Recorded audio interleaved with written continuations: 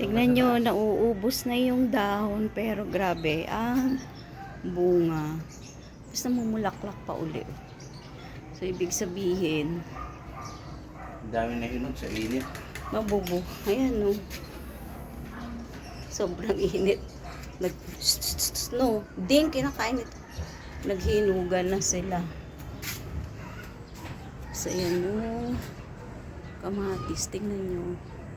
Kahit patay na siya, kahit brown na, dami pa rin bunga. Ayan, meron na namang maliit. So yan na rin. Oh, tingnan nyo, wala na siyang dahon, pero tingnan nyo yung mga sili, diba?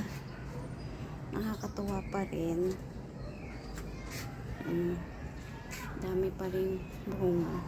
So, tingnan nyo po yung talong. Maganda tong talong na to, mahaba. Tapos yung ampalaya, ayan na siya. Sana mamunga. Yung bell pepper, ayan po. Merong 4 na dyan. Tapos may 2 dun. And then, yung pa isa. Tapos, namumulaklak na rin siya. And then, ito na po yung ano po. Sili uli. Ayan, ala, nalanta na uli. Nalanta na yung kamatis ko.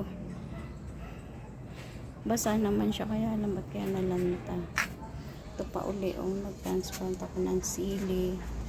Tapos yung aking pechay, kinakain ng ibon. Tingnan nyo. Nauubos na nila.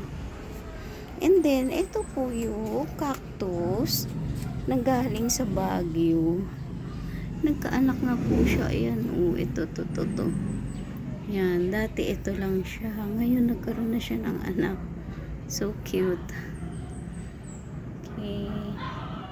Ito pong silicone green. Marami na akong nakuha, pero ayan na naman po. Meron na naman siyang, yung iba na hinog na. Meron na naman siyang bunga. Okay, yan po muna.